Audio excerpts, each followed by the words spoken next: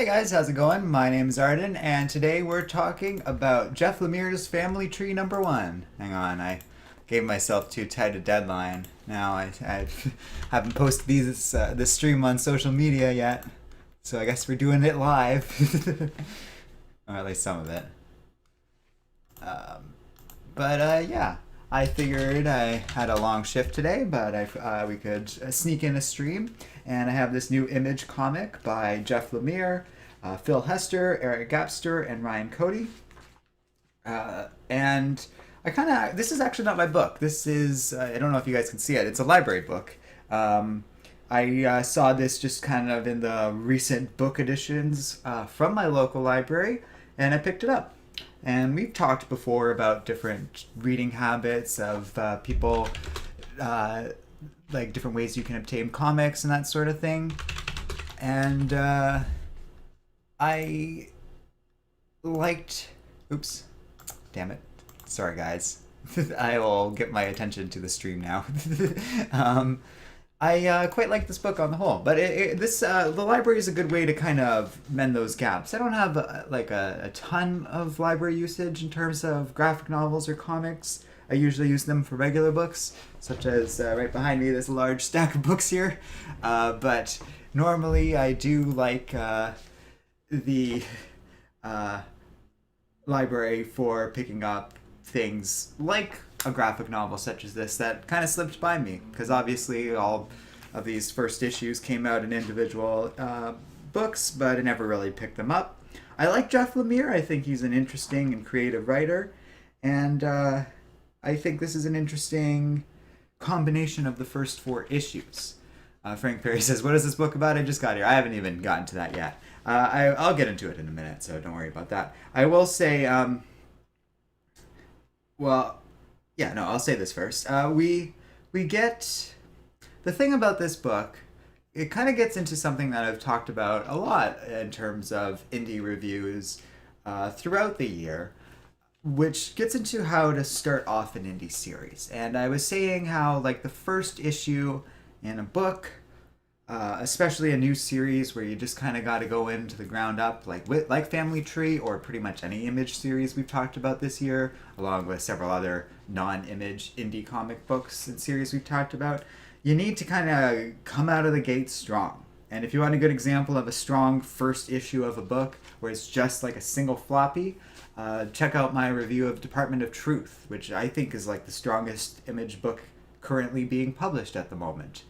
I haven't like I'd have to maybe review all current Image books to be certain of that, but it's at the very least my favorite, and it just had such a strong hook to its initial outing in its first issue. And I say all that because this book does a pretty good job of that, but it requires all four issues to do so. The first issue on its own really isn't enough. I kind of get what it's going for, but it really takes all four books to get into it. And even then, I like the art by Hester, Gapster, and Cody. They do a good job, and they all have a distinct style that like is core to their identity, and that works well. But the actual story itself hasn't really hooked me so much. So let's get into that, because I know you guys have been waiting patiently for me to talk about that.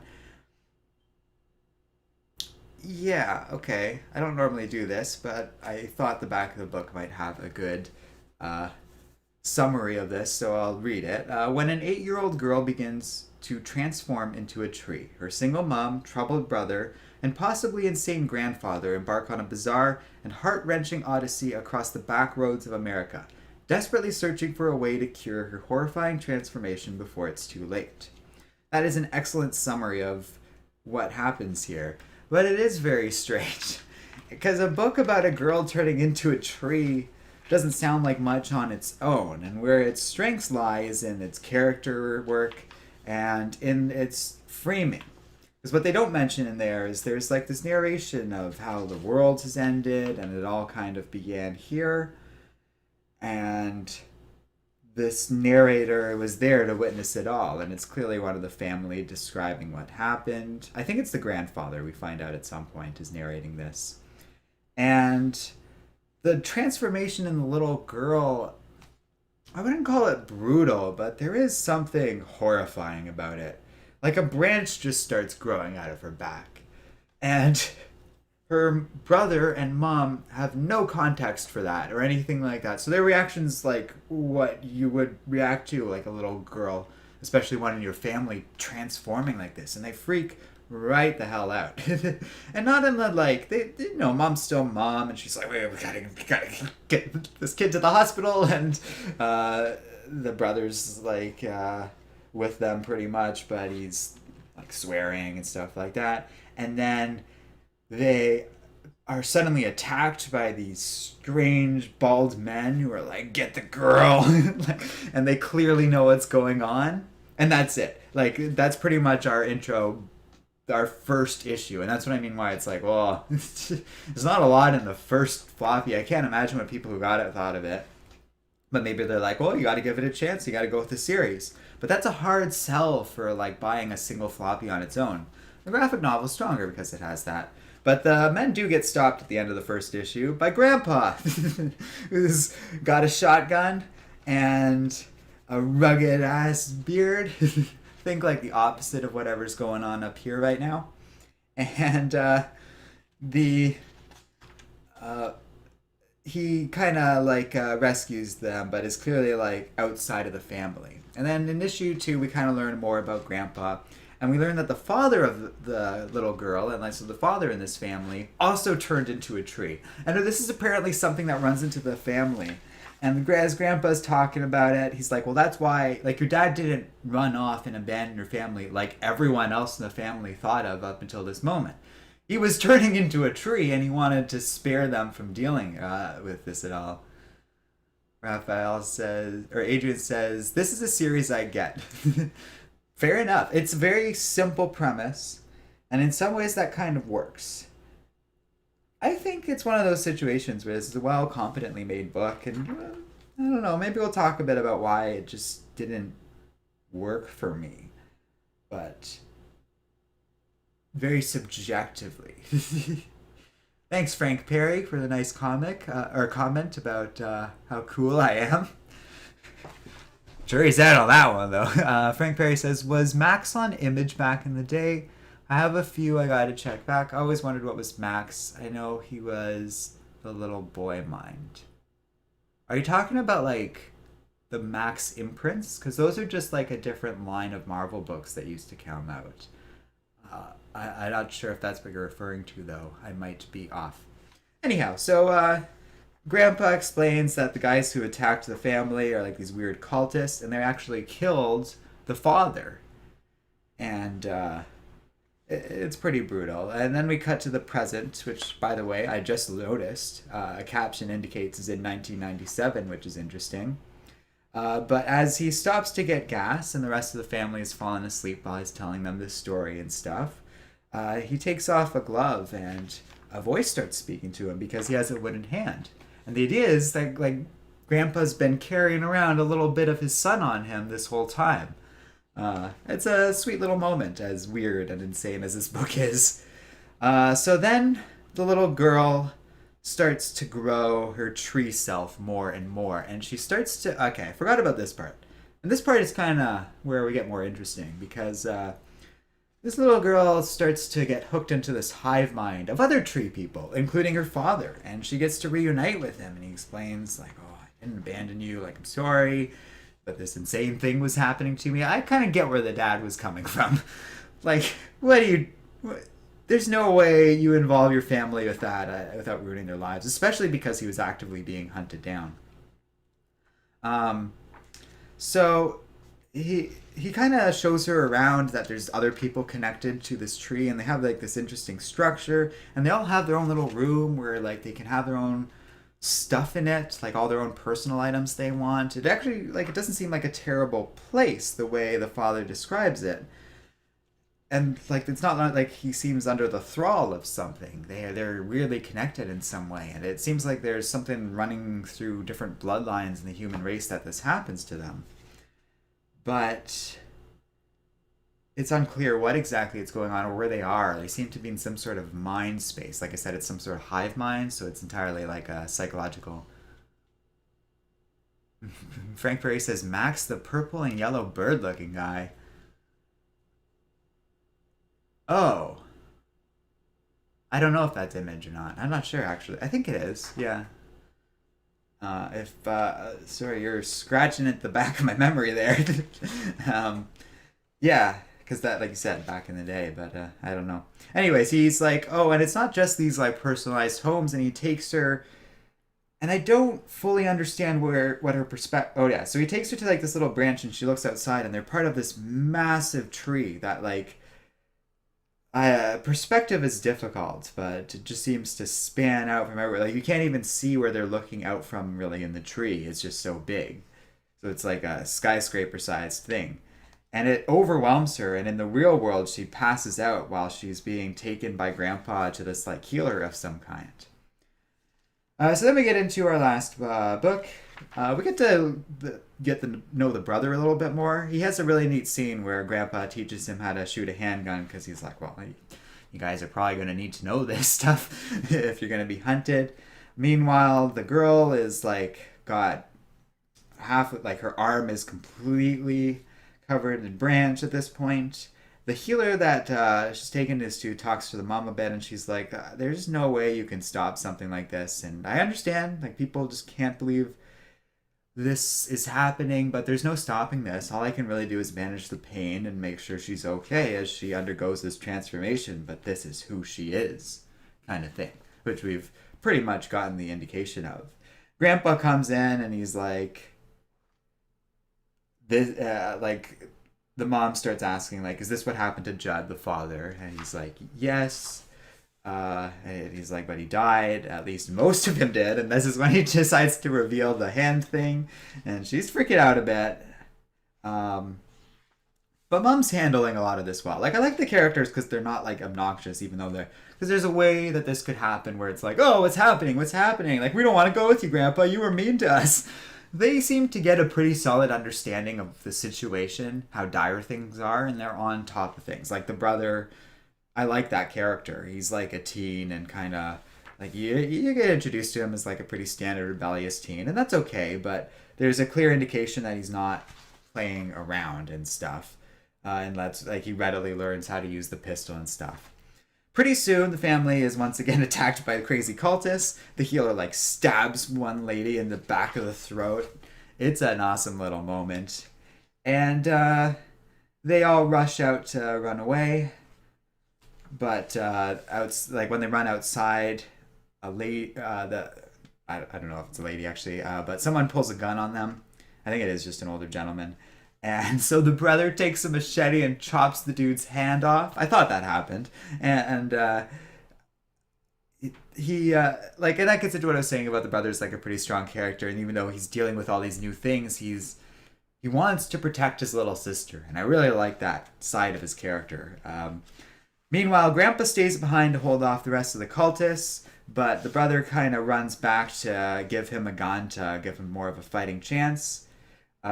He manages to kill a bunch of the cultists, but he gets like wounded in the process and stabbed, I believe. But Judd, his son, talks to him through his hand, and he's like, "No, you're not abandoning my family. You're going to get up, and we're going to keep doing this."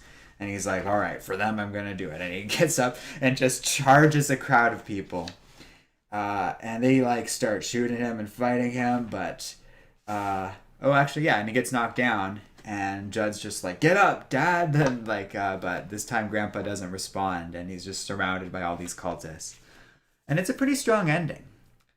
So, honestly, going through this book, and this is actually my second time. I usually try and do like a third pass by the time I'm going through it on the review. I didn't really have a chance for this, and I actually have to return this book soon, so that's why I wanted to review it now, regardless. You know what? It's strong. It's stronger than my first pass. I can appreciate the details and some of the human qualities to it. I think I was really like, they tease like this post-apocalypse scenario going on, and they don't really follow up on it on this first graphic novel much. And I'm starting to think that when they're talking about the world ending at the beginning, it's the family's world ending and everything just going out the window just the second this starts happening to this girl. I think it's pretty strong, and I do recommend it, especially like when we weigh it against some of the other indie books we've talked about this year. Like it's almost hard to call this indie. It's by Image. Jeff Lemire's a big name. Hester, Gapster, and Cody are a like big art team, um, and work together strongly. Like Hester worked on Green Arrow and stuff, and he's a good artist.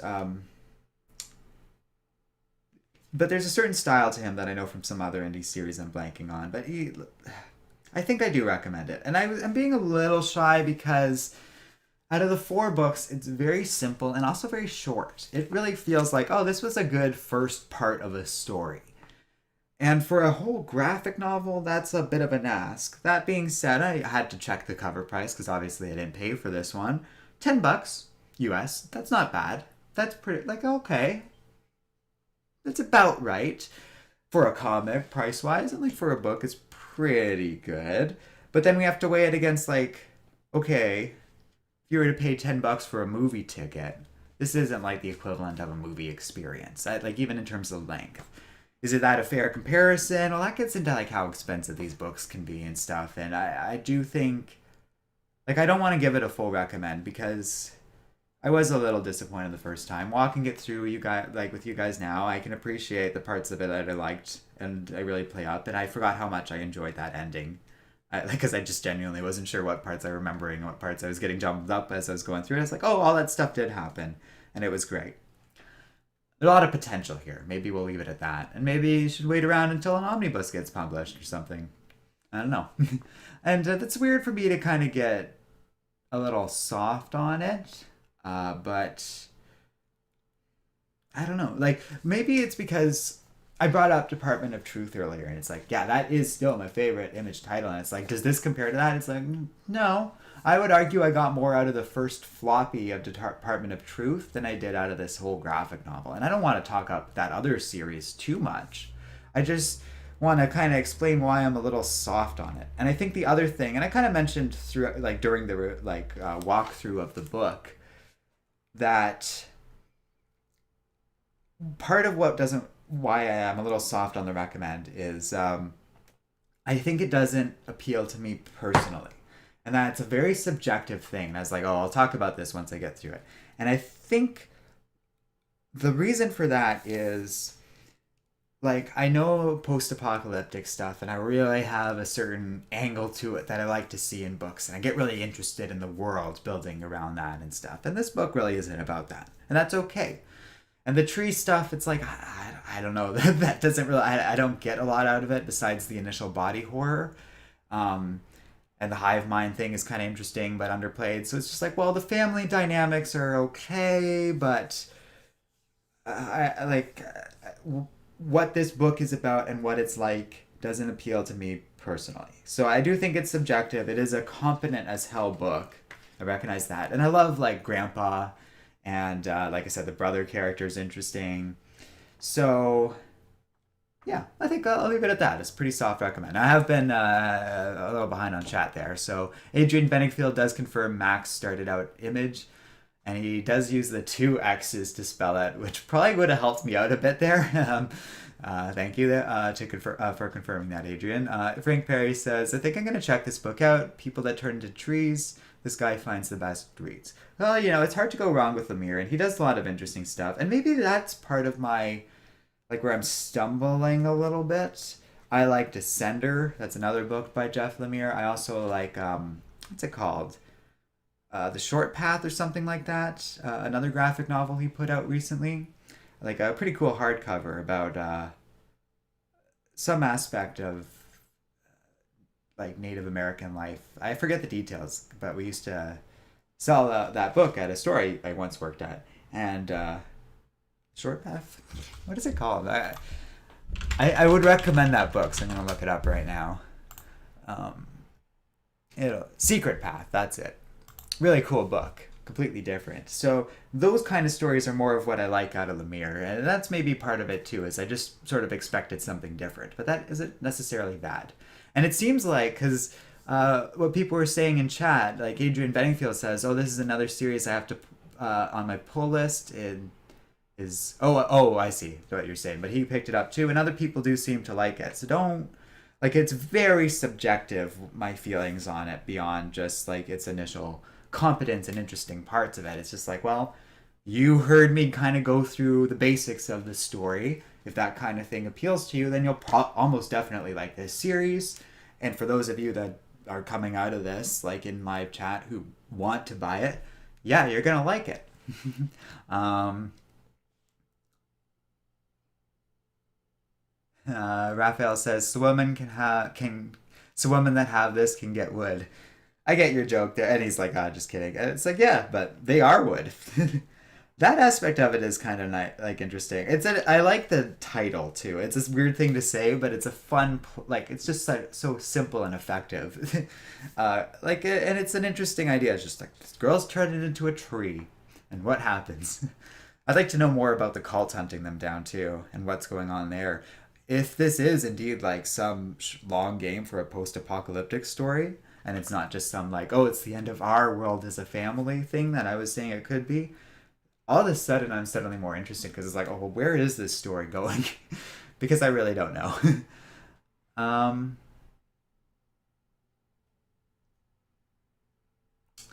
Adrian says another series I have on my pull list is Farmhands, and then he says something of an upside now is comic creators are just stuck being typecast into being superhero, like are not just being typecasted into being superhero only comics. Yeah, I agree.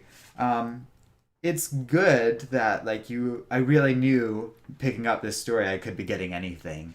Like I didn't expect the one thing I didn't expect honestly was a superhero story. But just looking at this cover and knowing Jeff Lemire, I kind of was like, oh, I kind of thought it'd be a family drama. I didn't think the tree part of the title would be so literal, but that's kind of an interesting side to it. William Presley says, okay, I can understand your view on the first volume of this story. I mean, I can understand you're a little too hesitant. I mean, I was too when I first read it, but I like it, even if but there are problems. Hey, that's pretty much my view of it, that I like it, even though I don't even know if they're problems. It's just like, it's a little weird tonally, and it brings up stuff that I wish were followed up on here. Uh, and maybe it's just like, well, perhaps the argument I'm getting out of this is that this should have just been a longer, like double-sized graphic novel or something. But that's a big ask of somebody. Like think about that would be a year, like months. I was gonna say years because it probably would be, but at the bare minimum, months of work just to put together this one thing that might be commercially successful. Though I would argue with this creative team, you could go in with that level of confidence because maybe the first 8 books, floppy equivalents, all published in one big thing, would be enough to get me excited about this and going. Because there's so many things where it's like, oh, I don't know if the cult thing is well written or interesting. I don't know if the post-apocalyptic stuff is even there. Because the way here, I'll kind of get into what I'm getting at. Because like the opening narration's like. Looking back, it's easy to see when it started. The end of the world. The world started to end on March 14th, 1997. So maybe I did know it was 1997. Many would say that it was much later, but I know differently. I was there. No one saw it coming, like I sure didn't. It was just another day in Maine. So I read that page and I was like, oh, cool, we're going to get some crazy world. And then as the tree stuff started happening, I was like, what kind of crazy disease is going to spread over this world? But the rest of the story doesn't seem to go in that direction. And that's what I was saying, where it's like, well, it could really just be the family's world ended. And that's okay, but it's just like, oh, I was really, like, I don't know.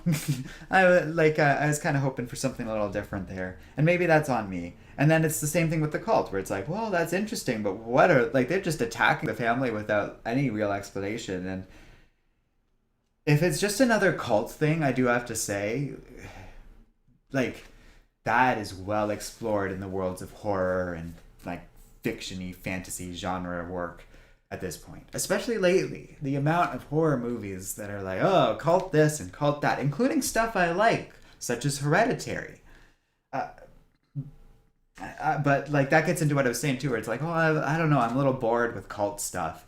um, so but again, maybe you haven't read a bajillion like books with crazy cults and like seen a bunch of movies recently with cults and stuff, at which point this would be more fresh content for you. And that's what I was getting, where it's like, well, it feels like my concerns or issues with the book are extremely subjective.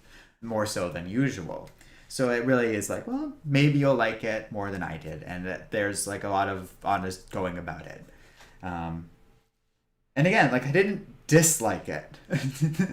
I just am kind of on the more positive side of mediocresville, and that's just me. Like, cause like I said, it's well made. I just was like, aside from Grandpa, like I don't have my hooks into this thing as much as I would like, and he might be dead. We don't know. He seems dead, but maybe tree hand like Judd can bring him back or something. Adrian Benningfield says, another thing about the end of the world, it doesn't have to be just death, plague, zombie, etc. It could mean a change in the normal ways of the world. Very true. And that could have something to do with the tree people.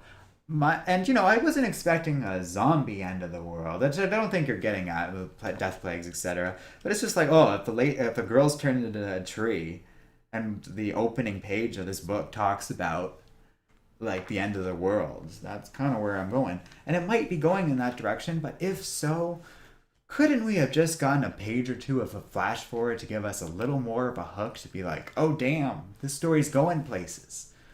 I just wish I had gotten that. And like and maybe in that last little criticism I just made is the real issue. Because like I was saying, it's a lot to ask to put out an entire trade at once, or to double that, like I was saying. 2 pages is not a big ask. And fitting that into one of these books would have been worthwhile.